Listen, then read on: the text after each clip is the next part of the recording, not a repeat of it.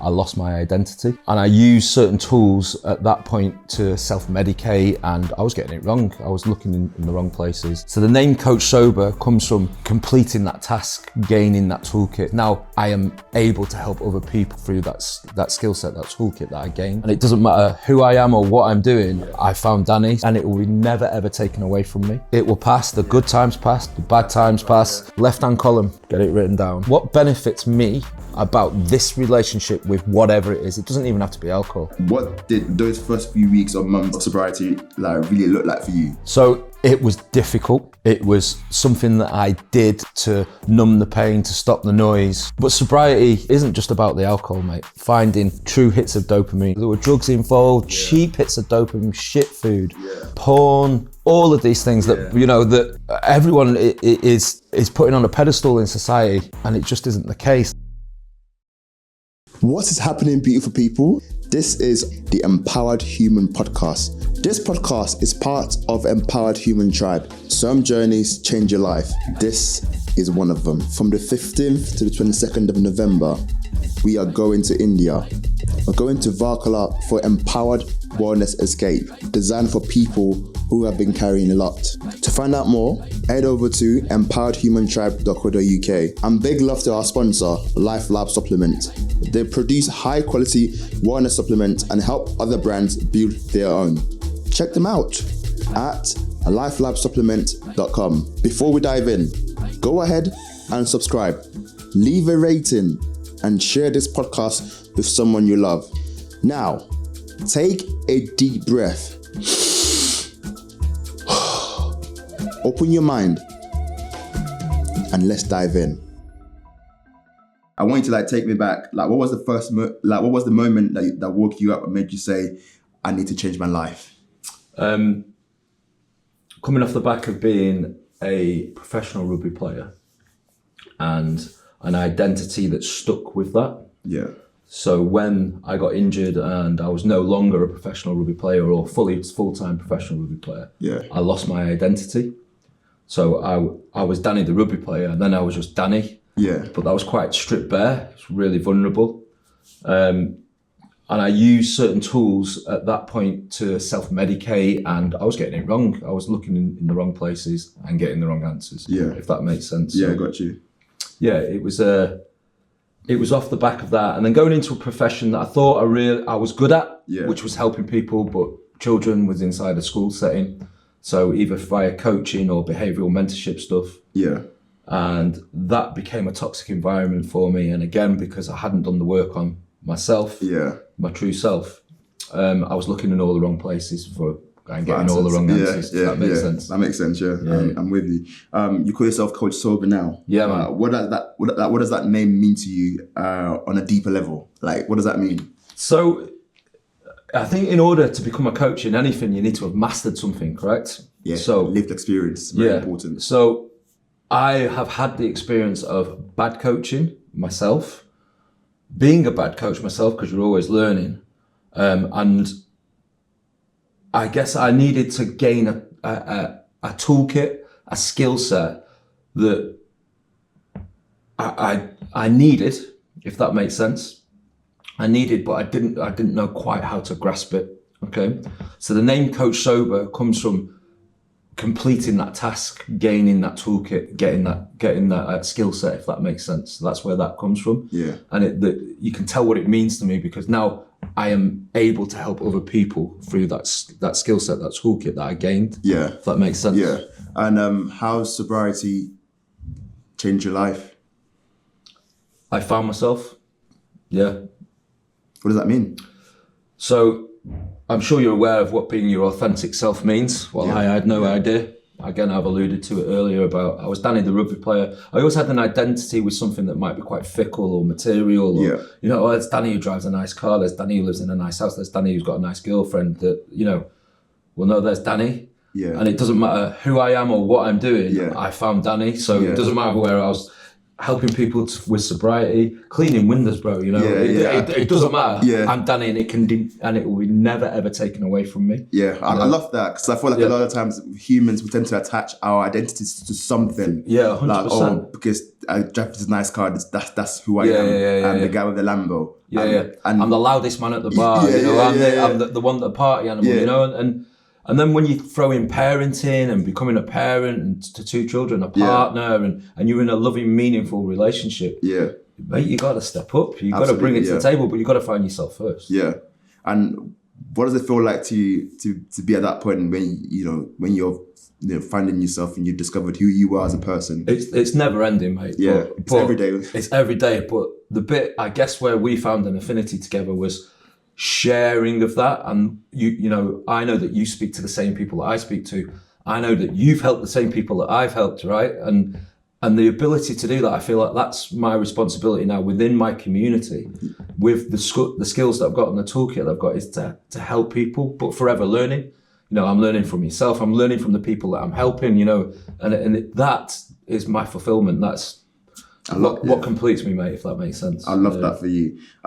What were the biggest lies or misconceptions you believed about sobriety before you started the journey? That you're going to be boring. You know, like, mate, within a rugby environment, if you don't drink, you used to be really ostracised. You know, and I've experienced it recently, you know, over the past couple of years, in particular when I first started. I won't go into too much detail about it, but yeah, you do. And I was one of the worst, mate, for it. You know, I've played professionally, and there's been athletes that I've worked with and played with that didn't drink, and I just thought they were strange. Like, what a weirdo. Yeah, you're weirdo, you know, amongst other things that you would call. And I was one of the ones that was calling him this, because I didn't know. Yeah. But sobriety, you know, which I'm sure is one of the questions, it isn't just about the alcohol, mate. Yeah. You know, it's about finding true hits of dopamine, finding yourself, finding your authentic self. Yeah. I love that. I'm going to ask you about, you know, what sobriety looks like the day to day. So, like, what did those first few weeks or months of sobriety like really look like for you? So, it was difficult. Yeah. Because it was a large part of my identity. It was a large part of my coping strategies. I was self-medicating. Whilst I wouldn't have considered myself an alcoholic, it was something that I did to numb the pain, to stop the noise, to keep company with. And if I, you know, when we talk about FOMO, well, now that turns into JOMO, you know, like, I always thought I'd be missing something if I didn't have a drink in my hand. Yeah. And the fact was I was missing out because I had a drink in my hand, you know, the irony of it. Really. Yeah. Obviously, like, earlier we were talking about, you know, the relationships within, you know, the rugby group, like, if you're not drinking. Yeah. Like, since going sober, like, how did the relationship shift once you committed to being sober? So it wasn't just unique to the rugby club. Yeah. And I'll try my best to explain this. I'll use my words as best as I can. I was operating on a completely different frequency. So then you attract people who want to operate on the same frequency, okay? So if you want to get smashed, then you're going to surround yourself with people who want to do the same or are able to facilitate that. So there's a certain frequency. And when you stop, you're no longer on that frequency. So then you've got to find another frequency. And what does that look like? And that's exciting to me because you can almost, it's a sixth sense, right? You can almost pick up on people, not necessarily just sobriety, but are on this different path of finding themselves and becoming the true self. And sobriety is so closely linked with that because I was drinking to escape my reality. So there's a lot of people that do exactly the same thing. There's a lot of people that just enjoy it. Granted, the fun had stopped for me. Yeah. It was no longer fun. Yeah, I love that. And obviously, like, when we had a chat in the gym, you were talking about, you know, sobriety isn't just about alcohol. No. Like, talk to me about that. So, sobriety is about all the toxic crap that we can come across in day-to-day life. And what you find is your sobriety positive habit stack is what I'd call it. If I was working with you, this is what we'd look at.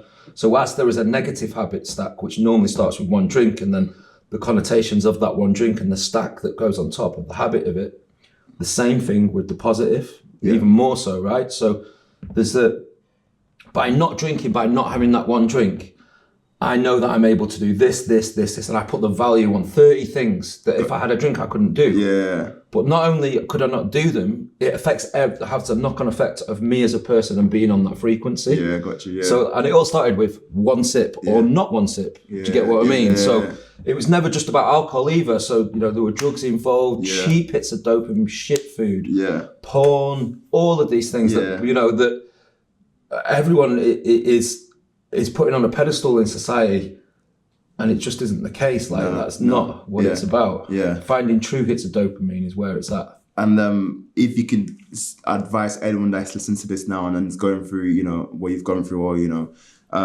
what would you advise them? Like, what would be the first step to take? The first step is well, you've already arguably done it if you're in this forum and listening and watching. Yeah. That's the first step. Yeah. Admitting to yourself that you may have a problem. Yeah. Again, where my journey started was the AA wasn't for me, NA wasn't for me.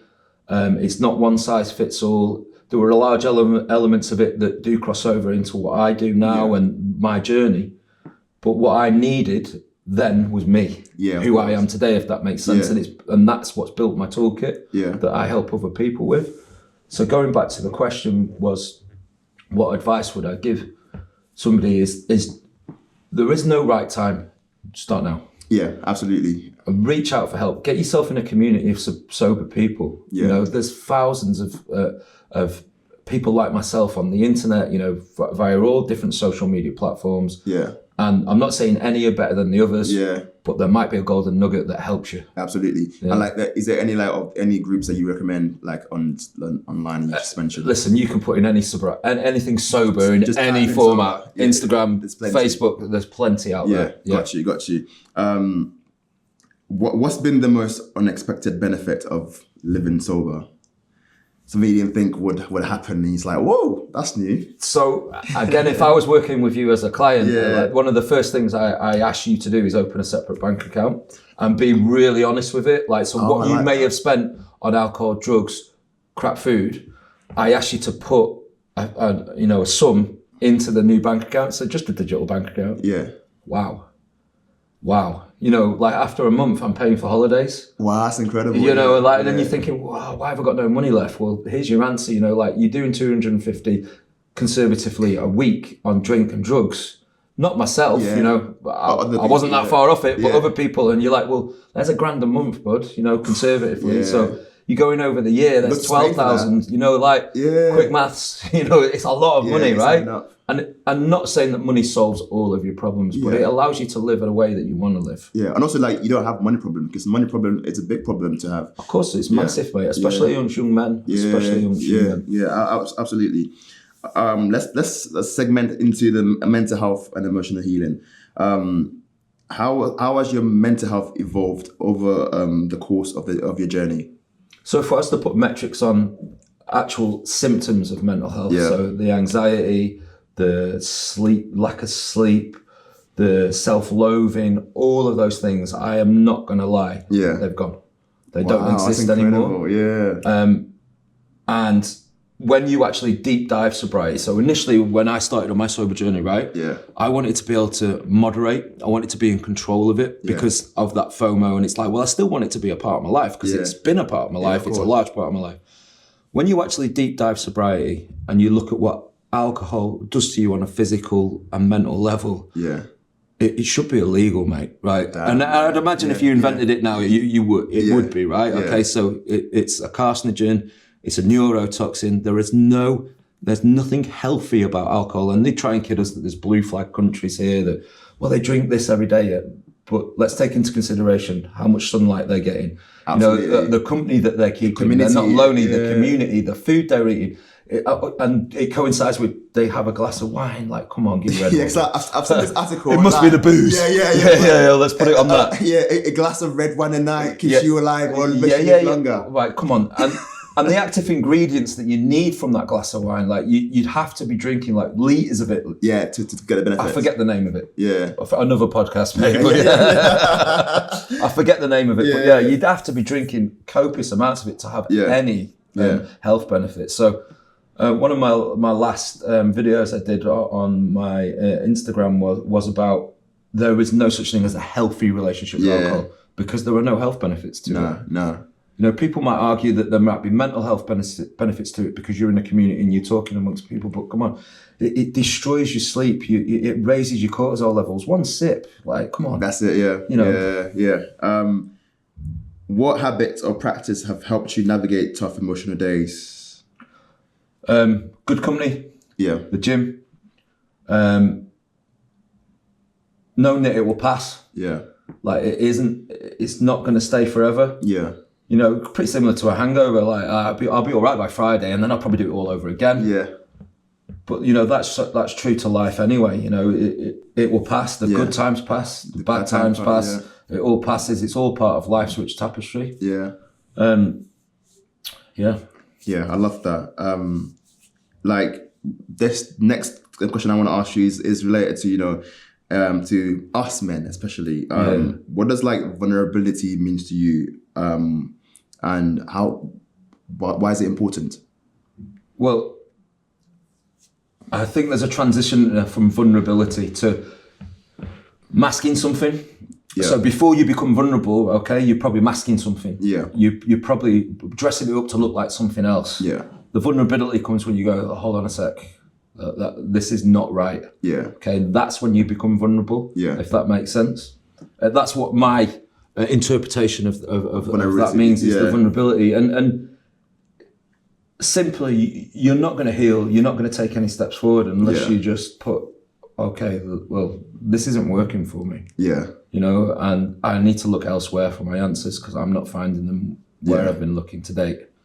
That's the big part. Yeah. I think it's just been open and honest to yourself. That I feel like everyone should have like a word with themselves every now and then. Yeah. Like, of course. Yeah, like, what are you doing, man? Like, come on, mate. Like, you know, this. Why are you chasing that? Like, this is just wrong for you. It doesn't work for you. You know that it doesn't work. You're in a chimp's telling you it's you've been hijacked. Come on. Absolutely. And I feel like as well, it's harder to help people that aren't at that stage yet. When they truly accept that, you know, there's a flaw here. We need to work on this. Yeah, and it doesn't matter. You might be able to put it down, evidence-based, show them videos of their behaviour, what they're up to. Look, this isn't normal. This isn't helping you. Not that it's not normal. Yeah. This is putting across the worst version of you. Yeah. Right? Yeah. Oh, well, I don't think it is. Yeah. Or I've got an excuse for everything. So they're either gaslighting you, or they're a narcissist, or they're just not ready. No, yeah. Let's talk about the gym where we met. Yeah. How important was physical training?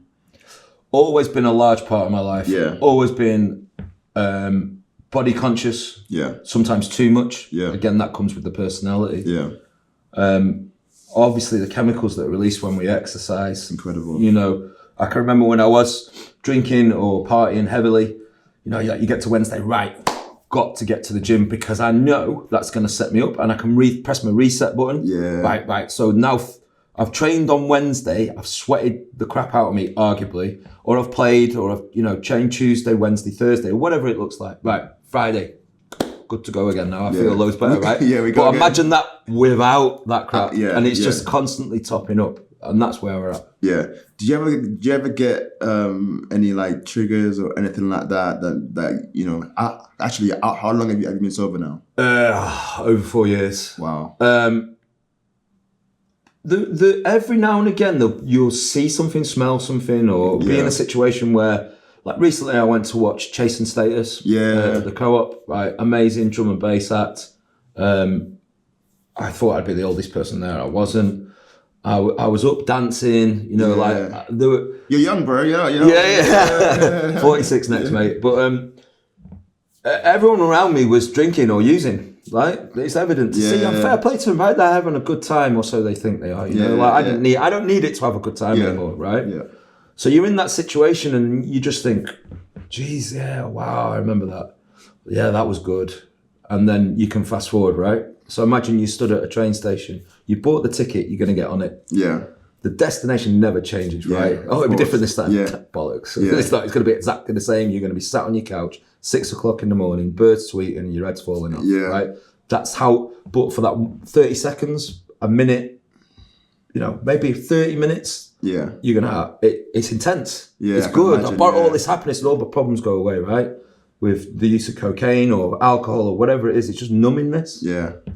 So yeah, I've been in situations where normally it's a standard on holidays, bro. You know, like Yeah, of course. a frozen pint pot, mate. We've gone to the same place, right? So you Nurka and Mallet, right? Yeah. The €2, you get a frozen pint of lager, right?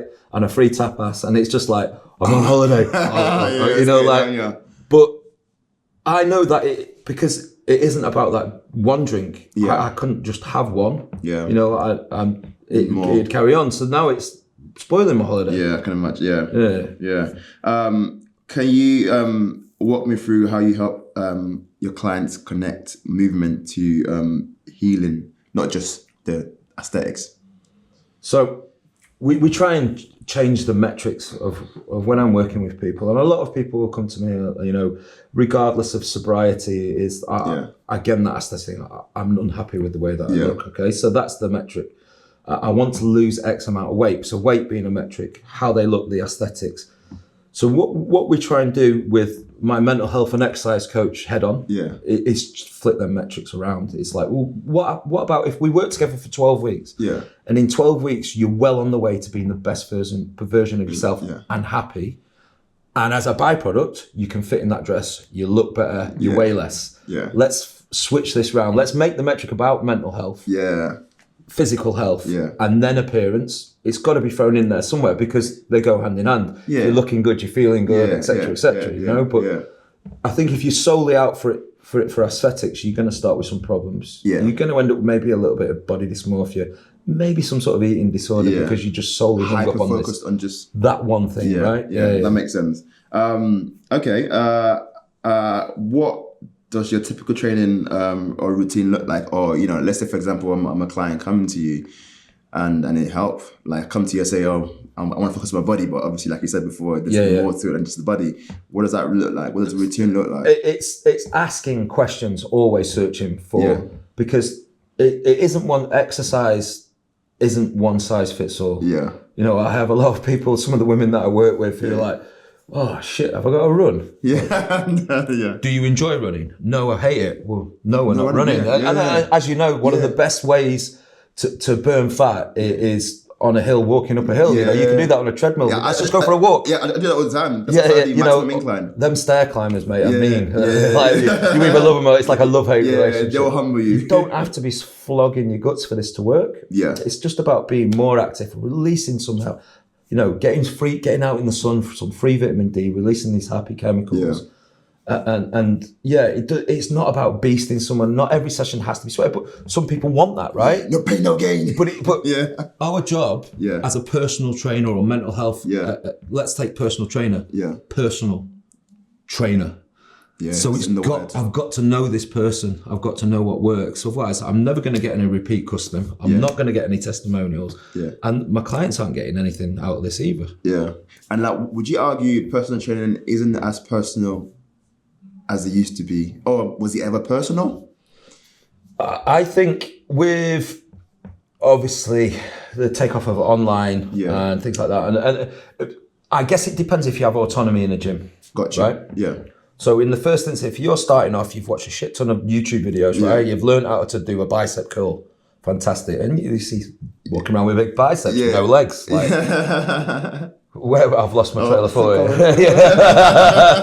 lost my trail of thought with this one. But so is it as personal as it used to be? I don't know. I have worked in the space for a long time. I've been a PE teacher. I've worked in professional coaching backgrounds.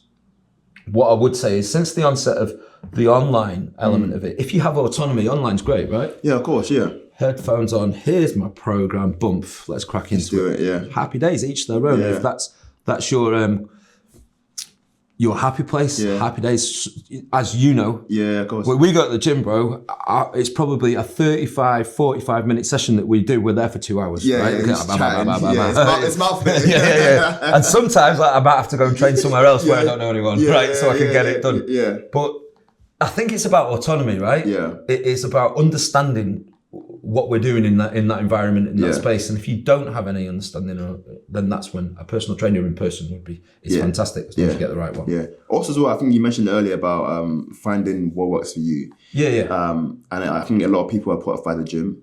Just find whatever activities you love to do. It doesn't have to be a gym. Yeah. You know, I work solely with people where we're just getting outdoors. That's it. You know, it might even be just as simple as going for a walk and a talk and putting the world to rights. Yeah. You know, there are lots of people, you know, look at the gym that we train at. Yeah. I can see it being really intimidating. Yeah. You know, you walk up, everything's in front of you. You've got to get my phone out, put the scope. You know, all of these processes could put someone off. You know, there are ways and means to negate that. Yeah. You know, I guess that's where I come in and you know, and try and help. How? Tell me about this ways. So, for example, if you were my client, okay, never been to a gym before, I'm going to meet you in the car park. Yeah. Right, we're going to walk in together. I'm not asking you to come into this place by yourself. Yeah. Right. I'd probably, if we could, depend upon logistics and how your day works. Let's go when it's quiet. Let's go when no one else is in there, right? And you can work with the, you know, with the owners of gyms or whether you own a gym yourself, where it's going to look like that. Let's not go when it's really busy. Bring a friend if you want. Yeah. You know, like it's not one-to-one. It's not, you know, the idea is to get you in there and get you a better version of yourself, right? But if you can't even get through the front door, we're scuppered. Yeah, absolutely. And I think I guess the advice here is for anyone that is looking to go to the gym, but they're intimidated by that idea of going to the gym themselves. Go when it's quiet. Go with a friend. 100%. And just make it easy for yourself. And just remember, no one's looking at you. True. Right? You got that, right? Yeah. Like, I'm sure that person's looking. No, mate. They're going through their own struggle. Yeah. Like everyone that we speak to inside of that gym, like, there's some fantastic characters. It's a really good community. Yeah. That's not unique to that gym. Yeah. That's every gym. Yeah, that's true. You know, like, and you only, oh God, he looks angry. That just might be the way that he looks. Yeah. You know? And do you know what as well? I feel like the angriest looking people in the gym are probably the loveliest people I've ever spoken to. Mate, you know those. I'm probably in that stereotype. Yeah, probably. Bald-headed, tattooed guys, quite well put together. You know, should be this. Yeah. Well, he's the most empathetic person I've ever met in my life. They want to start talking to me. Yeah. Yeah, I love that. If someone is listening to you right now and they're feeling broken, addicted, or lost, what's the very first thing you want them to hear? You're not on your own. Yeah. You never will be on your own. And everything in life is a choice. You can choose to sit like that and feel like that. And there is an element, okay, I'm going to feel sorry for myself for this period of time. Life's shit. Life's tough. Horrible things happen. There are horrible people. The world isn't a nice place sometimes, but the world is a beautiful place and life is great. How do we look at this? How do we switch that? Give yourself some time to dwell on things, but there needs to be a cut-off point. There needs to be a point where, right, okay, that I can't, this is not working for me. It's not the best version of myself. Yeah, I love that. I think it's very important, like, to be able to identify, like, yes, there's some bad things going on around the world, but mostly, like, there's a lot of, you know, good things to it. It's all that choice. Yeah, absolutely. It's all about choice. Yeah. You know, I was working with a young lad before I came here today, and you know, we went to the gym together, and we were talking about a scenario. Yeah. And it was about you know, could you kill someone, right? Yeah. Random conversation. Yeah. Like, and the answer is I could. Yeah. I'm capable. Yeah. So are you. Yeah, right? Absolutely. Yeah. We're capable, right? But doesn't mean I'm going to do it. Exactly. Okay, but what would happen if you know, like, just random this? But then you're going to go to prison, right? So it's not the act of doing it. It's what happens next is the bit that I think I'd struggle with. And it's like, yeah, of course, that kind of makes sense. You know, like, you are capable, but then going to prison for doing what you've done, and it's like, but why did you kill in the first place? Yeah. You know, like, you had a choice. Yeah, you know, like, and let's face it, if it's me breathing or you breathing, I'm breathing. If it's my family breathing or you breathing, they're breathing. You know, it's a random thing, right? Random, but it makes sense. Yeah. It makes sense. What has been your proudest moment on your journey so far? Being a dad, mate. Yeah. Tell me about that. Being a dad that I didn't have anything tangible to know what a dad was, right? My dad will probably watch this it is what it is. You know, he was brought up in a certain way. I'm not making excuses for him. You know, he was very the provider, and there wasn't really that much love. You know, he loved in his own way, right? Yeah. And there's this adage, isn't there, that be the person that you needed when you were a child, right? I love that, yeah. And I'm emotional, mate. I hope I'm that for my children. Yeah. You know, and every day I'm learning because there's a curveball thrown in. Yeah, absolutely. And every day I might get it wrong. Yeah. You know, like, but, you know, if I'm lucky, I get to put my children to bed every night. You know, I get to take them to the school most days. You know, my daughter goes to nursery across the way from, you know. I love that. And as hard work as they may be, mate, wow, we're blessed, right? It's a blessing, yeah, absolutely. Yeah, 100%. Yeah. This isn't a hindrance. Yeah. This is a real blessing. Absolutely. What do people not see behind the scenes of your coaching and the content? What goes on behind the scenes, Danny? So, multifaceted, mate. Yeah. Isn't it? Because it's me. Yeah. It's my business. Yeah. I'm self-employed. Coach Sober is an element to it. The PT element is an element to it. I offer other coaching services. And maybe what they don't see is that it's a small business. Yeah.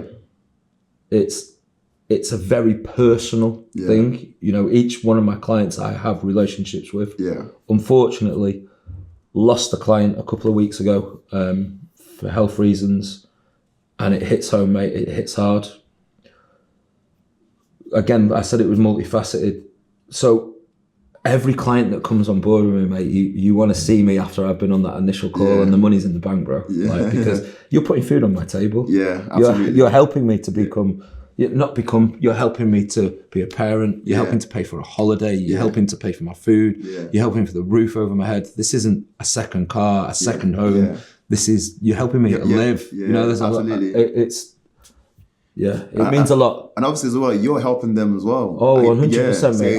I get a lot from that. Yeah. And you probably know that, right? Yeah, absolutely, yeah. And if I could work for free, I'd work for free, mate. And I do. Yeah, but in the world we live in, it doesn't work like that. Yeah, you know, there's lots of people that will probably watch this. Yeah. That will send their way. Yeah. That I have helped. Yeah. For free. Yeah. I love that. And I'm so glad I have done. Yeah. You know, like that means a lot. Yeah. I think in the perfect world, like we would, like me, would definitely work for free. But yeah, mate. You know, I'd love to be. I think it's called philanthropy, isn't it? Yeah. I'd love to be able to do that, mate. Yeah. Yeah. I love that. If you could talk to your younger self, but before it all changed, what would you say? Nothing, mate. Yeah. Nothing. Some people look back at their life with regrets. Like I was a good rugby player, pal. I played for my country. I got paid for doing it. That's incredible. Yeah. You know, so I've travelled the world doing it. Yeah. I got a couple of injuries. I'm lucky though in that aspect that I could probably still play rugby. Yeah. You know, leave the game with the game in you. Yeah. You know, I'm healthy. I'm fit. I've learnt an awful lot. I've met some fantastic people. Yeah, I've made some mistakes. I've pissed an awful lot of money up against the wall. Yeah. But I'm here now with a toolkit, a toolbox that's working for me and works for other people. So I wouldn't change anything, mate. I love that. I was going to ask you earlier about the alcohol-free beer. Yeah. Like, what are your thoughts on it? And do you recommend that as like a... So when I first started off on my sobriety journey, so like picture leaving school on a Friday, I'd like first in, first out on a Friday, like, whack, let's get to the pub. So they kind of went hand in hand, and it's like mania, right? I'm gonna have a drink. So it became part of my toolbox in the first few months of sobriety. Was I'll get some alcohol-free beers because I'm still working in that environment. I want to come home on Friday. Yeah. I want to reach for something. It's like a drink it. 6 months after, look, I'm done with them. Yeah. Not because there was anything wrong with them, but you can only drink a couple of them. Yeah. You know, like, it's amazing. How did I manage to drink 20 pints once on a rugby tour? You know, like, I could only drink a couple of these, like the alcohol-frees. They're great as a tool for that. They're great as a substitute. Gotcha, yeah. For, there are some that are better than others. There are some that say that they're alcohol-free and aren't. And if you're an alcoholic, that's you need to dangerous. stay clear of. Yeah. So some of them will say 0.0, which they're the ones that are all right. That have no amount of alcohol in them. Someone might say 0.5. You know, like, and that's what you need to be careful of, especially when you're going into the world of alcoholism, where any amount of alcohol inside of the system is just a no-go. But yeah, some are better than others, and some of them are a great tool to abstain. Absolutely. What would be your key takeaway from that? All this chat we just had. Like, what would be your advice to anyone that is thinking about going sober from, you know, addiction, also, as with any relationship. Left-hand column, get it written down. What benefits me about this relationship with whatever it is. It doesn't even have to be alcohol. What are the benefits of it? What's the worst part of this relationship with whatever it is? Okay, what's harming me about this? Is it good for me? Is it not? Weigh up your sides. And if this right-hand column is massive, you got all your answers. That's it. You got all your answers, and that's not just unique to alcohol, is it? You know? I think if you're already asking the question, it's time. Yeah, exactly. You know, like shit. You know, oh god, here we go again. I think when the fun stops. Stop. Yeah. Like the gambling advert. Yeah, that makes sense. Oh, I love that. So what is next for you? Just carry on the way that I am doing, mate. Hopefully, help some more people. I've got a few more people on the books at the moment, and continuing to touch base with those people that have helped over the past 3 years to become sober and better versions of themselves. So it's just carry on, mate. I love that. And where can people find you? And if someone's looking, you know, to you can I have a website which is coachsober.co.uk. You can find me on my social media platform, which my main one is I have a bias of Instagram, which is Coach Sober, and it has a little white bird in it with a blue ring around it. Amazing. Obviously, we're also going to link it up in the description as well. That'd be mint, video. Mate. And thank you so much for your time. Cheers, pal. Thank you for sharing your knowledge about sobriety. And I hope someone out there is listening right now. And they can put the bottle down and, you know, 100%, live the best life. Mate, if it helps one person, right, we've won. That's it. Yeah. Thank you so much, bro. I appreciate that. Nice one, bro. Yeah, it's a wrap. Yeah, man. I love that, bro. And that's it for today's episode. If something resonated with you, please do one thing. Share it. Send it to a friend, post it on your story, or just talk about it with someone you trust. These conversations matter. And please, don't forget to subscribe, rate the show, and download each episode. It helps more people find this space and join our movement. And if you're ready to go deeper, join us at empoweredhumantribe.co.uk and on our socials at Empowered Human Tribe. I'm your host, Adeshina Adeshokon. You are not alone, you are not too late, and you are more powerful than you've ever been told. This is Empowered Human Podcast. Keep on shining. I will see you next time, my friend.